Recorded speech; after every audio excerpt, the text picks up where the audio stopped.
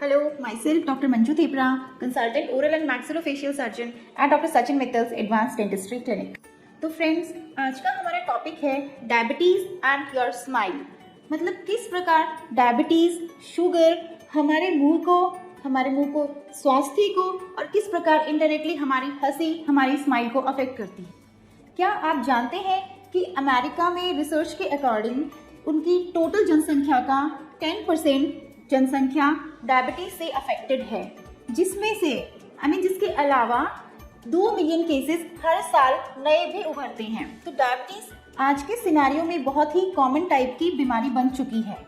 Diabetes में होता क्या है कि हमारे जो शुगर बनाने की क्षमता है वो प्रभावित होती। जितना भी हम खाना पीना करते हैं वह हमारे बॉडी मैकेनिज्म्स के थ्रू शुगर में बनता है, जो कि फाइनली हमारी शारीरिक ऊर्जा में काम आता है। परंतु यही शुगर जब बॉडी में नॉर्मल लेवल से ज़्यादा बढ़ जाती है तो हमारे बॉडी के कुछ हिस्सों के लिए, जैसे आँखें, गुर्दा, हृदय और मुंह, इन सबको अफेक्ट करती है। तो आज का हमारा जो फोकस होगा कि डायबिटीज किस प्रकार मुंह को सबसे ज्यादा प्रभावित करती है, किस प्रकार प्रभावित करती है, उसी के बारे में मैं आज आप सबको कुछ जरूरी बातें बताना चाहती हूँ। सबसे पहले तो मुंह के अंदर ड्राइनेस मतलब सूखापन बनता है।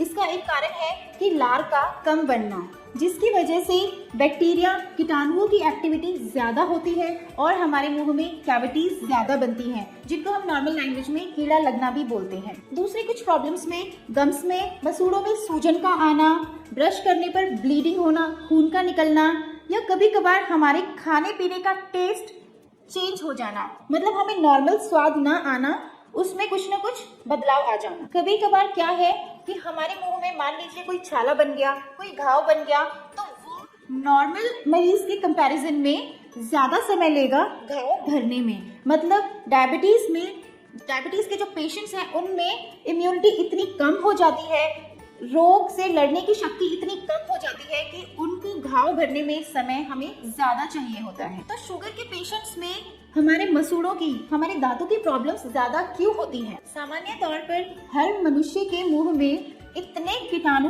नॉर्मल बैक्टीरियाज होते हैं जितने की इस प्लैनेट पर नॉर्मल जीव जंतु होते हैं। मतलब कीटाणुओं का नंबर बहुत ज्यादा होता है और यही बैक्टीरिया, यही कीटाणु अगर मसूड़ों को, मुंह को, दांतों को अपना घर बना लेते हैं, मतलब उनके अंदर इन्वेड कर जाते हैं, तो ये हमारी पेरियोडोंटल प्रॉब्लम्स बनाने लगते हैं, जैसे कि हमारी पायरिया जैसी बीमारियां उभर कर सामने आने लगती हैं। यह बीमारी हमारी मसूड़ों की पकड़ को कमजोर बनाता है, जिससे कि दांत की, मसूड़े की और अंदर वाली हड्डी की वीकनेस इतनी ज्यादा हो जाती है कि हमारा दांत हिलने के स्टेट पर पहुंच जाता है। दांतों की बीमारी में पायरिया ही सबसे कॉमन एक ऐसी बीमारी है जो शुगर के पेशेंट्स में कॉमनली पाई जाती है और कभी कभी एक साइकिल बन जाती है, जिससे कि बढ़ा हुआ शुगर का लेवल हमारा गम्स की प्रॉब्लम करता है और सीरियस गम्स की प्रॉब्लम हमारे शुगर को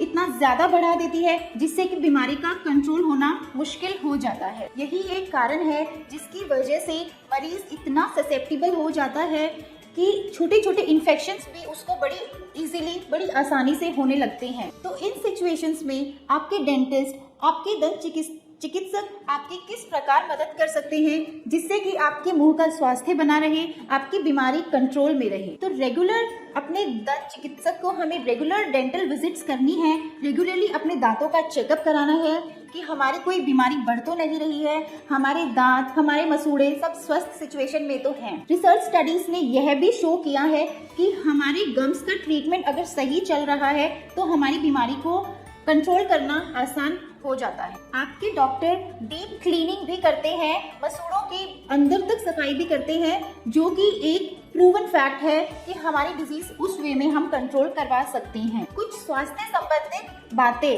जैसे कि हमें अपना हेल्दी लाइफस्टाइल यूज करना है, जिसमें हमें एक्सरसाइजेस करनी है रेगुलरली, अपनी हेल्दी डाइट को अपने खाने में ऐड करना है, जिससे कि हमारा जैसे ड्राई माउथ, लार न बनने वाली सिचुएशन को हैंडल किया जा सके, जिससे उससे होने वाली प्रॉब्लम्स को कंट्रोल किया जा सके। और इन सब के रहते हुए हमें खुद भी अपने मुंह का उसकी सफाई का पूरा ध्यान रखना है। अपने दांतों की 2 टाइम ब्रश करना ज़रूरी है। बाकी हम हेल्दी लाइफस्टाइल यूज़ करेंगे और हम इन सभी बातों का ध्यान रखेंगे तो हम अपनी बीमारी को भी कंट्रोल में रखेंगे और अपने मुंह को स्वास्थ्य को भी मेंटेन रखेंगे। Thank you.